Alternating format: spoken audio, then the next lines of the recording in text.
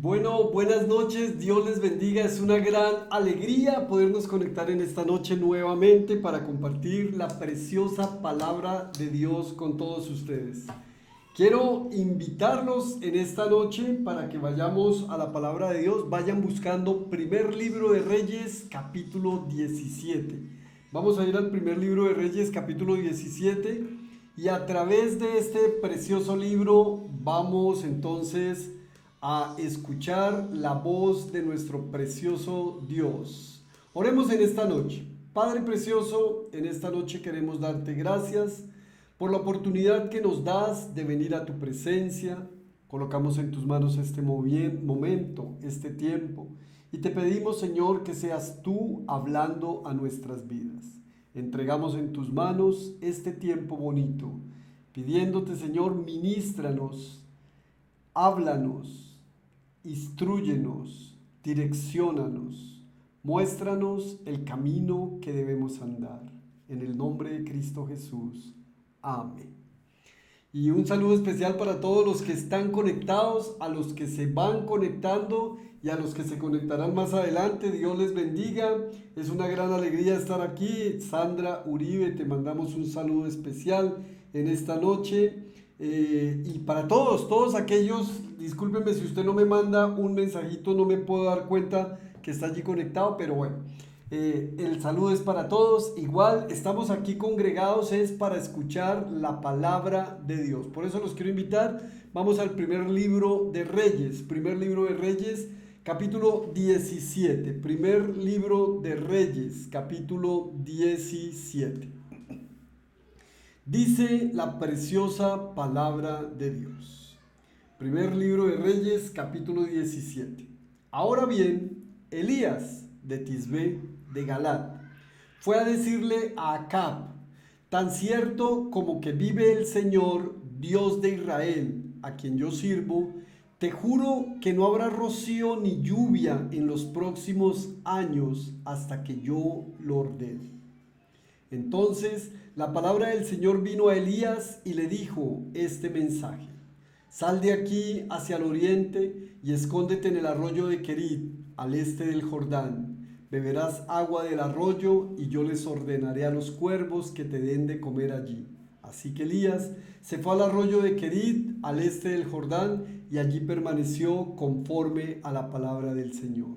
Por la mañana y por la tarde los cuervos le llevaban pan y carne y bebía agua del arroyo. Algún tiempo después se secó el arroyo porque no había llovido en el país. Entonces la palabra del Señor vino a él con este mensaje: ve ahora a Sarepta de Sidón y permanece allí. A una viuda de este lugar le he ordenado darte de comer. Qué bendición tan grande. La palabra de Dios que tiene que hablar a nuestras vidas en esta noche, y he titulado el mensaje: Dios no está muerto. Dios no está muerto. Yo creo que todos ustedes vieron una película llamada Dios no está muerto, y hay la primera parte y la segunda parte. La película, o por lo menos la primera parte, relata los esfuerzos de un estudiante por probar la existencia de Dios. Yo no sé si usted alguna vez se ha enfrascado en esa discusión con alguien, y a veces como que queremos probarles a otro que Dios existe. Y entonces usted pruébeme que si quiere que yo crea o si quiere que yo me convierta, pruébeme que Dios existe. Y entonces eso hace este estudiante en su clase de filosofía con un profesor que además era ateo y que declaraba a Dios como una ficción precientífica. O sea, él decía: eso es una invención de todos ustedes. Y precisamente esta película presenta la narrativa evangélica de la persecución a la que son sometidos los cristianos en algunas partes de los Estados Unidos, sobre todo en los claustros estudiantiles, en las universidades sobre todo. O sea, algo parecido a lo que sucede hoy en Colombia. Si estas muchas universidades, no digo que todas, pero se han venido convirtiendo en las fábricas del ateísmo. Muchos hogares cristianos nos esforzamos por establecer el conocimiento de Dios en el corazón de nuestros hijos.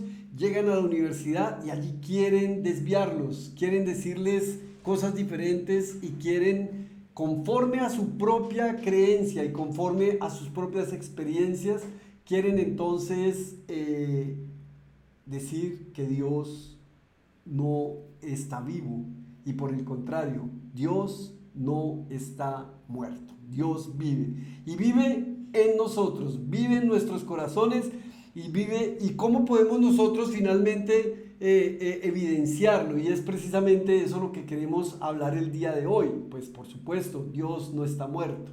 Y es que todos los cristianos tenemos evidencias de que Dios está vivo. Absolutamente todos nosotros tenemos una evidencia de que Dios no está muerto, de que Dios está vivo y que obra en nuestras vidas. Mire, yo por lo menos, y es precisamente de lo que les quiero hablar en esta noche, basados en el pasaje del primer libro de los Reyes, y es que nosotros hablamos de un Dios vivo porque tenemos experiencias con Dios. Porque si tú no tienes una experiencia con Dios, ¿cómo puedes testificar que Dios está vivo o meterte en una discusión de esas? Por supuesto, ese tipo de discusiones, pues en realidad no es bueno darlas, pero si alguien tiene el llamado de parte de Dios y tiene los suficientes argumentos teológicos, espirituales, conceptuales, etcétera, para hacerlo, pues hágalo.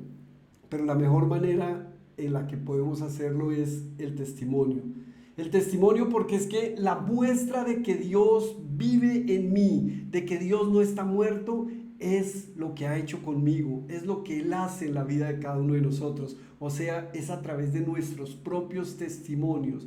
Porque qué tal enfrascarnos en una discusión, en una pelea, como tantas personas lo hacen día a día, para comprobar o para tratar de defender a Dios. Es que con mi Dios no se meta, y entonces incluso se van a los insultos o a discutir cosas que a la final se convierten en discusiones vanas. Yo he aprendido y he entendido que Dios es Dios y Dios no necesita que lo defendamos, Dios necesita que lo amemos. Entonces lo que tenemos que hacer es amarlo, y cuando yo amo a Dios, pues puedo presentar los argumentos suficientes a las demás personas para que puedan ver el amor reflejado en mí hacia las demás personas. Durísimo, durísimo, difícil, pero sabemos que Dios obra en nuestras vidas día a día para que lo podamos hacer, para que la evidencia de Cristo esté en cada uno de nosotros. Entonces nos encontramos ante un pasaje en donde hay un profeta de Dios, Elías, y este Elías, pues, cuyo nombre significa el Señor es mi Dios. Ese es el significado del nombre de este profeta.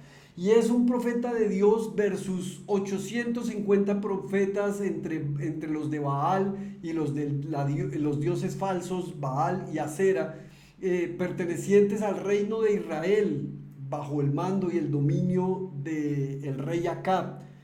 Entonces estos profetas pues estaban tratando de contaminar de tal manera al pueblo para que no quedara rastros del verdadero Dios, o sea, para que todos se fueran en adoración hacia estos falsos dioses, y eso era lo que estaba haciendo en ese momento el pueblo de Israel. Mira lo que dice Santiago en el capítulo 5, versículo 17-18, acerca de Elías, el profeta Elías. Dice: Elías era un hombre sujeto a pasiones semejantes a las nuestras. O sea, era un hombre sujeto a pasiones como tú y como yo. Y oró fervientemente para que no lloviese. Y no llovió sobre la tierra por 3 años y 6 meses. Y otra vez oró y el cielo dio lluvia y la tierra produjo fruto. Y es precisamente eso lo que encontramos en el pasaje. Elías ante el rey Acab, un profeta que, a pesar de que el rey era todopoderoso, el profeta fue y en su propia cara le dijo lo que tenía que decirle: vive el Señor en cuya presencia estoy, que hasta que yo diga, lloverá. Y entonces era la palabra que el profeta estaba entregándole al rey Acab. Y es que en un mundo en donde todo se volvió relativo, donde no hay nada absoluto. Recuerden que lo que se busca es romper el absolutismo. No hay nada absoluto, todo es relativo. Por eso en muchas partes hoy día se promueve este concepto. Y es que requerimos hoy día afianzar nuestra fe, pero a través de hechos reales. Es a través de los hechos, a través de nuestras propias vivencias, para que testifiquemos de lo que Dios hace, ha hecho y sabemos que va a hacer. Y que es tan importante poderlo compartir a otros para que puedan acudir al llamado que Dios tiene para ellos. Muchas personas han podido llegar al camino de Dios por el testimonio de otras personas. La Biblia nos enseña, de hecho, los evangelios muchas veces, aquellos milagros que Jesús hizo, y sobre todo en el evangelio de Juan, eran señales. El evangelista dice que el evangelio se escribió con el propósito de que aquellos que le conocieran creyeran en él. O sea, lo que necesitamos son señales para que otros crean. Y esas señales somos las que nosotros tenemos. Son señales que cada uno de nosotros podemos testificar. Y creo que les haría muy larga la historia si les cuento por lo menos 10 o 12 señales en mi vida personal que han sucedido y que sé que Dios está vivo. Dios no está muerto, porque vive en mí. Por eso yo les quiero presentar a ustedes esta noche 3 evidencias de que Dios no está muerto. 3 evidencias de que Dios no está muerto. Miren, la primera evidencia yo la encuentro en el versículo 1, cuando dice: ahora bien, Elías el Tisbé de Galat fue a decirle a Acab: tan cierto como que vive el Señor Dios de Israel, a quien yo sirvo, te juro que no habrá rocío ni lluvia en los próximos años hasta que yo lo ordene. Mira, el profeta le estaba entregando esta palabra al rey Acab, y tal cual como el profeta le entregó la palabra y profetizó que iba a dejar de llover, tal cual se cumplió. Por eso creo que la primera evidencia de que Dios no está muerto es que Dios respalda la palabra de su siervo. Dios respalda la palabra de su siervo. Mira, ¿qué es un siervo? Un siervo es un servidor, es un esclavo, como para ir un poquito más profundo. Es alguien que está dispuesto a entregarse completamente y a depender completamente. Y ese era el profeta. El profeta, por eso le dice: vive el Señor en cuya presencia estoy, Dios de Israel, a quien yo sirvo. ¿A quién yo sirvo? Pregunta para ti: ¿a quién sirves tú? ¿A quién estás sirviendo? Tal vez sirves a una persona, tal vez sirves a un familiar, tal vez sirves a tu esposo, tal vez sirves a tus hijos. Bueno, todo lo que tú hagas para ellos con relación al servicio y lo hagas como para Dios, es servir a Dios. Por eso él dijo que tuve hambre y me diste de comer, tuve sed y me diste de beber, tuve frío y me abrigaste, etcétera, etcétera. ¿Y cuándo hicimos esto si no lo hemos hecho contigo? Cuando lo hiciste con aquellos, lo has hecho conmigo. Por eso todo lo que nosotros hagamos con los demás relacionado para servir, y que Dios nos ayude y que Dios nos perdone también por cuántas veces lo podemos haber hecho de mala gana, sin querer hacerlo. Pero si lo hacemos como para Dios, podemos estar completamente seguros de que Dios va a respaldar la palabra que salga de nuestras bocas, que provenga de las Sagradas Escrituras. No se trata de profetizar cualquier cosa, se trata de profetizar la palabra de Dios, porque la palabra de Dios es la profecía más segura. Esa es la profecía más segura, es una profecía que exhorta, es una profecía que edifica, es una profecía que consuela. Debe cumplir eso, debe exhortarnos, debe edificarnos y debe consolarnos. Qué importante es que podamos profetizar la palabra de Dios, pero más importante es que podamos ser servidores. Dios, perdónanos por tantas veces que hemos sido malos servidores, que nos hemos olvidado de que te servimos a ti, de que todo lo que hagamos deberíamos hacerlo para ti y por ti, Señor. Hoy colocamos en tus manos nuestro corazón dispuesto para pedirte que nos ayudes en esta semana y en este tiempo a ser servidores tuyos. La segunda evidencia que me encuentro, la saco o la extraigo del versículo 2 hacia el 6, y miren lo que dice. Dice: entonces la palabra del Señor vino a Elías y le dio este mensaje: Sal de aquí hacia el oriente y escóndete en el arroyo de Querit, al este del Jordán. Beberás agua del arroyo y yo les daré a los cuervos que te den de comer allí. Así que Elías se fue al arroyo de Querit, al este del Jordán, y allí permaneció conforme a la palabra del Señor. Por la mañana y por la tarde, los cuervos le llevaban pan y carne y bebía agua del arroyo. El segundo punto que quiero compartir para ti en esta noche está relacionado con que Dios sustenta a su siervo. Dios no nos va a dejar desamparados. El ser servidores de Dios nos convierte en hombres y mujeres justos. Y por eso la palabra de Dios nos enseña que no ha visto justo desamparado, ni su descendencia que mendigue pan. Escucha, Dios, ningún hombre ha visto hombre justo desamparado, ni su descendencia que mendigue pan. No vas a estar desamparado, no estamos desamparados.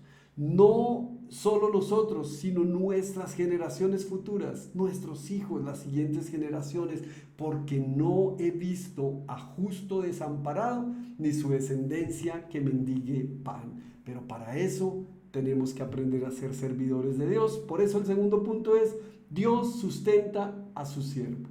Dios sustenta al siervo. Y mira lo que está haciendo Dios con el siervo. Lo está haciendo de una manera completamente ilógica para el concepto del hombre. O sea, enviando cuervos a sustentar al profeta.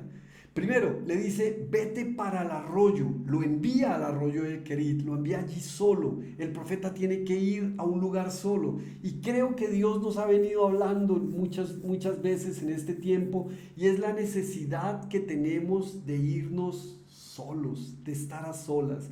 Porque es que necesitamos estar a solas con Él. Dios quiere estar con nosotros. Dios quiere compartir momentos de intimidad. A veces el ruido de la televisión, el ruido de las preocupaciones, el ruido de la radio, la música, etcétera, etcétera, no nos permiten estar a solas con Dios. Y por eso Dios lo envía al arroyo de Querit. ¿Por qué no buscas un arroyo para ti? ¿Por qué no buscas ese arroyo? Tal vez hay un arroyo esperándonos y llamándonos e inquietándonos por la necesidad que tenemos de ir allí a que los cuervos nos alimenten. Estos cuervos pueden simbolizar a aquellos hombres y mujeres que estamos encargados de predicar la palabra y de alimentar a las demás personas. Muchas veces vemos a quien está predicando, a quien está llevando un mensaje, y estamos cuestionando, ¿y quién es este? ¿Quién lo puso ahí? ¿De dónde viene su autoridad? Etcétera, etcétera. Y nos olvidamos de que somos simples cuervos, de que no somos absolutamente nada, pero que la palabra de Dios es la que podemos llevar, y que al llevar la palabra, eso nos convierte en instrumentos suyos, y su palabra termina alimentando a quienes más lo necesitan. Aliméntate de la palabra de Dios. No cuestiones, no juzgues a quien te está entregando la palabra. Toma lo bueno, desecha lo malo, recibe lo que Dios tiene para ti. Es precisamente lo que la Biblia nos enseña. Mira, hay un hombre llamado Oseas, se casó con una prostituta. Este hombre tenía un testimonio desgarrador de hogar. Era un esposo y una esposa. Él era un hombre correcto, era un hombre de Dios, era un profeta, pero su mujer era infiel. Le fue infiel muchas veces, más de una vez le fue infiel. Entonces imagínense ustedes, este posible predicador, pastor, hoy día entregando un mensaje y enseñando la palabra, y que alguien venga y diga, pero ¿qué viene a enseñar él si su esposa le es infiel? ¿Me estás entendiendo? Porque lo realmente importante es el mensaje, no es el cuervo.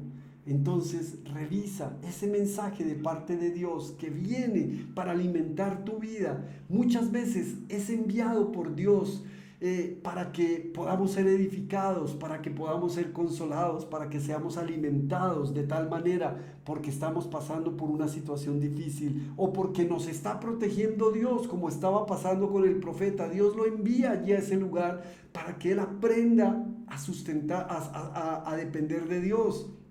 le sustenta a través de los cuervos, tanto de día como de noche, igual que en el desierto, lo hizo con el pueblo de Israel.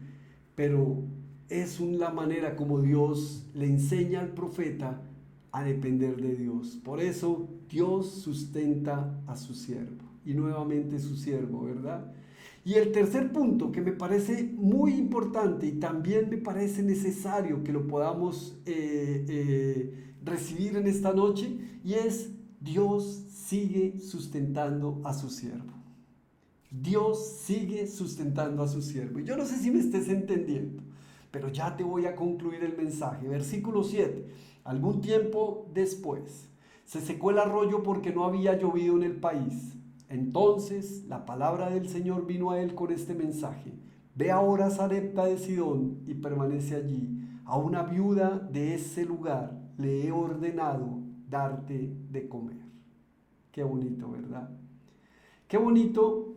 Y comienzo con lo primero, que me llama muchísimo la atención. Dice: algún tiempo después se secó el arroyo porque no había llovido en el país. Una vez más, Dios obrando para beneficio del siervo. Una vez más, Dios obrando para beneficio del profeta. Una vez más, Dios secando el arroyo. Y es que a nosotros muchas veces se nos puede secar el arroyo.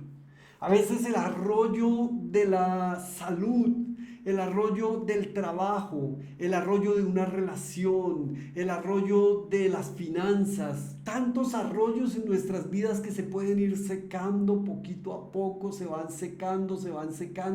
Y entonces nosotros nos vamos preocupando, aún desconociendo que quien puso ese arroyo y quien nos envió a ese arroyo fue Dios. Y entonces comenzamos a preocuparnos. Pero lo que Dios nos está mostrando en este pasaje, en esta noche, es que Dios te sustentó ayer, así como lo hizo con el profeta. Dios lo hará hoy. Dios seguirá sustentando a su siervo. Es que no te olvides de esa palabra. La palabra clave en todo este mensaje es a su siervo, por algo importante. Y es el título del mensaje: Dios no está muerto. Como obró ayer, obrará hoy y obrará mañana.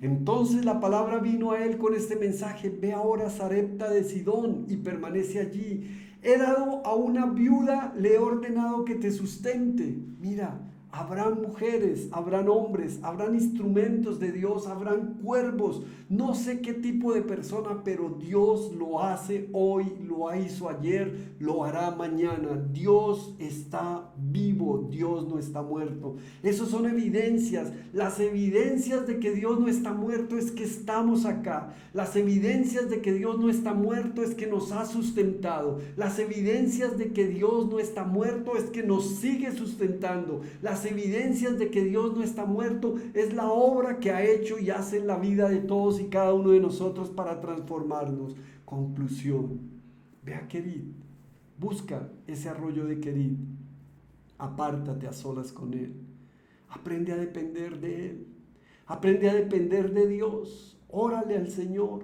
pídele al Señor que te sustente.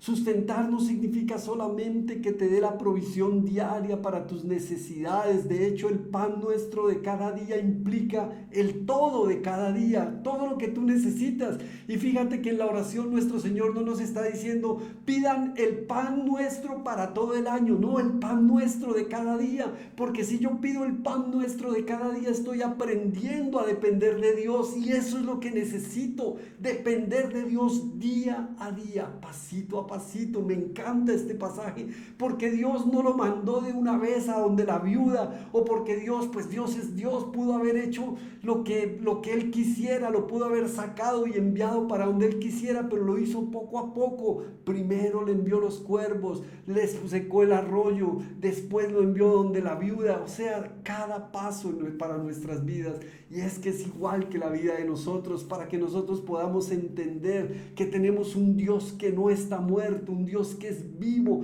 y que aunque a veces se pueda secar nuestro arroyo, Él sigue sustentándonos y Él sigue infundiéndonos la confianza que necesitamos para que sigamos dependiendo, para que sigamos creciendo, para que sigamos amando, para que sigamos sirviendo.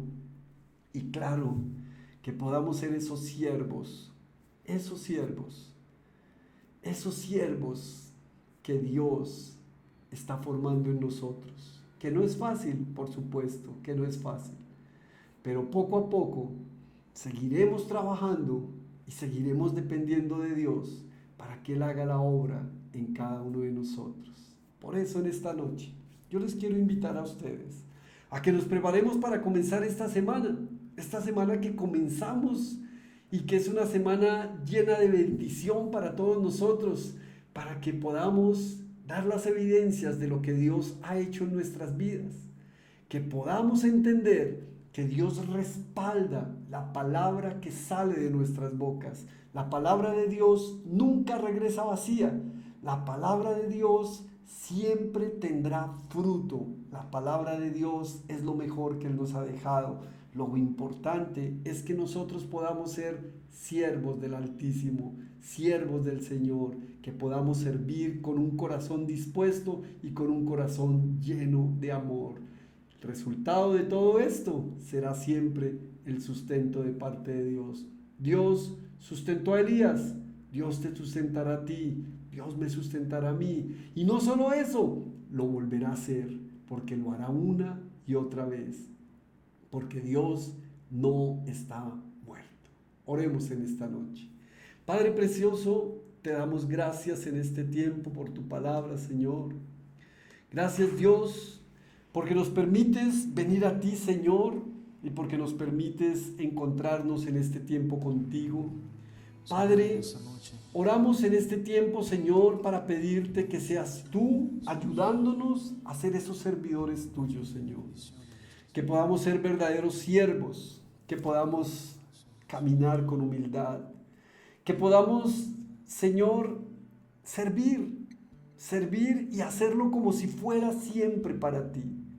Que tantas veces lo hacemos y nos llenamos de orgullo, nos llenamos de soberbia, nos ensoberbemos, Señor, y creemos que quienes deberíamos ser servidos somos nosotros.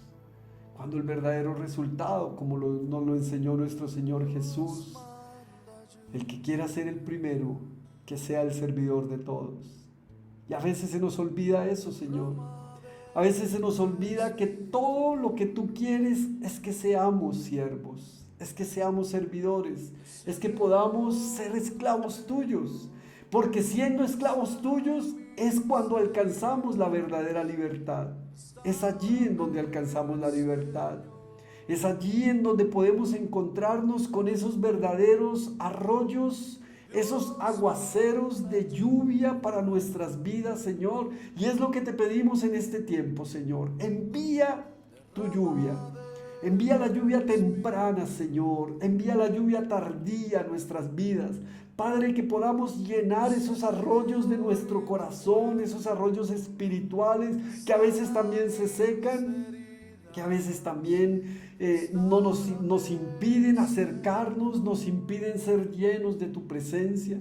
Y en esta semana, Señor, por favor, te pedimos en esta noche que inundes nuestros arroyos espirituales para poder una intimidad verdadera contigo, para podernos apartar allí en ese arroyo de Querit, que podamos ir allí, Señor, y encontrarnos contigo, para que podamos depender solamente de ti. Padre, que no nos preocupemos ni nos afanemos porque el arroyo se seque, por la sequedad que pueda haber en la vida nuestra, Señor, porque pueden venir momentos, claro que sí, de angustia, de preocupación, pero que podamos seguir confiados de que tú lo volverás a hacer, de que nos sustentaste una vez, lo harás otra vez. Enviarás cuervos, enviarás personas, Señor, a veces no las más calificadas, como el caso de la viuda, quizás una mujer pobre, quizás una mujer que no tenía los recursos necesarios para sustentar, pero aún así tú usas instrumentos tuyos para cumplir tu propósito. Por eso, Señor, hoy lo que nos estás enseñando y lo que nos estás mostrando es aprender a depender de ti, que podamos aprender a depender de ti, ser obedientes, Señor, poder obedecer sin cuestionar, porque se pudo haber cuestionado, pero una viuda, ¿qué me puede dar? Pero una viuda es pobre, pero una viuda no tiene. De hecho, la viuda más adelante vemos que es una mujer que iba a consumir lo último y se iba a echar a morir. No tenía nada, Señor, pero tú utilizas de lo menos que nosotros entendemos y creemos para sustentarnos, para levantarnos, para alimentarnos. Padre, en tus manos está esta nueva semana que comenzamos. La colocamos en tus manos, Señor, y allí en el arroyo de Querid seremos alimentados por ti a través de tu palabra, Señor, a través de tu gracia, a través de tu misericordia, y daremos testimonio, Señor, a través de lo que has hecho en nosotros, de que tú estás vivo, porque con Cristo estoy juntamente crucificado. Ya no vivo yo, mas Cristo vive en mí, en el nombre de Jesús.